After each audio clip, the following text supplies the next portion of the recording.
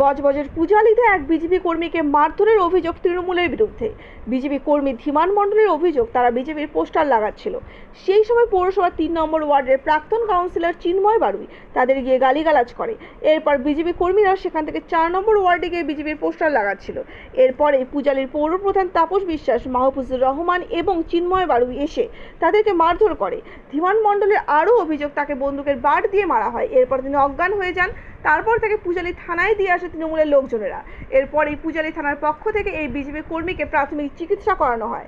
রাতে ডায়মন্ড হারবারের বিজেপি প্রার্থী অভিজিৎ দাস পূজালি থানায় গিয়ে লিখিত অভিযোগ করেন। যদিও এই ঘটনায় পূজালি পৌরসভার পৌরপ্রধান তাপস বিশ্বাসের সাথে যোগাযোগ করা হলে তিনি কোনো প্রতিক্রিয়া দিতে রাজি হয়নি।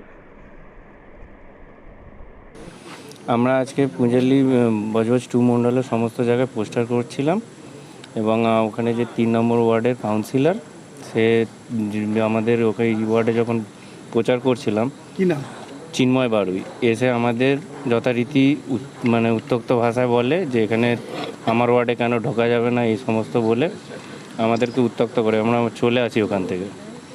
তারপরে আমার ওয়ার্ডে যখন আমি প্রচার করছিলাম, তখন চিন্ময় বাড়ুইয়ের পাড়া থেকে একজন মস্তান, তৃণমূলের হারমাত বাহিনী, সে এসে অটোর চাবি খুলে নেয় এবং আমাদের সঙ্গে ধস্তাধস্তি শুরু করে। তারপরে সে তখন ও একা ছিল। তারপরে ওরা ফোন করতে গাড়িতে করে চেয়ারম্যান তাপস বিশ্বাস, মাফিজুর রহমানের ড্রাইভার মনোজ পাল এবং আরও 10-12 জন সমস্ত লোকজন এসে আমার চিন্ময় বাড়ুইও ছিল, এসে আমাকে যথারীতি মারতে শুরু করে।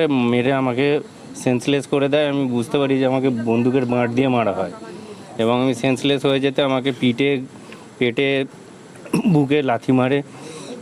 আমার শ্বাস নিতে কষ্ট হচ্ছে, এখন ইন্টারনালি ইনজুরি হয়েছে আমার। আপনাকে চিকিৎসা করাতে কে নিয়ে গেছিল? আমাকে চিকিৎসা করাতে এখান থেকে বড়বাবু আমাকে পাঠিয়েছিলেন খড়িবেরিয়ায় যেতে। তোমাকে নাকি ঘটনার পরে খানিকক্ষণ খুঁজে পাওয়া যাচ্ছে না, তখন তুমি কোথায় ছিলে? তখন ওরাই বলপূর্বক আমাকে বাইকে তুলে নিয়ে এসে বলে, চল তোকে লকআপে ঢুকিয়ে দেবো, একদম থানার ভোটের পরে তোকে বার করব। ওরাই আমাকে সেন্সলেস অবস্থায় এখানে নিয়ে আসে। তারপরে বড়বাবুর প্রচেষ্টায় আমার বাইক মেরেছে, তারাই তোমাকে থানায় নিয়ে আসে? হ্যাঁ, আমার বাইক ভেঙে দেয়, আমার মোবাইল ফোন ছিনিয়ে নেয়। জায়গাটার নাম কি? 4 নম্বর ওয়ার্ড, বিডমণি রোড।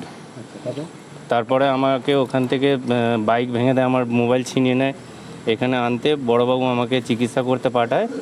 সেখানে তৃণমূলের হারমাত বাহিনীরা আমাকে চিকিৎসা করার আগেই ডাক্তারবাবুকে নিয়ে গিয়ে সাইডে কি বললো জানি না, আমার মেডিকেল রিপোর্টে লিখেছে আমি নাকি সাইকি।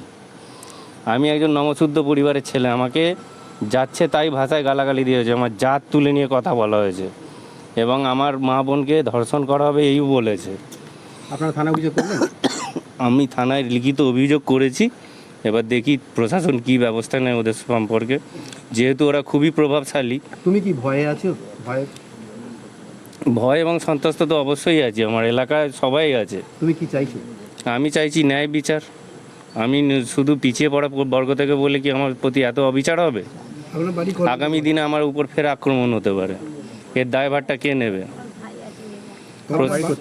আমার বাড়ি পশ্চিম নমশুদ্ধ পাড়া।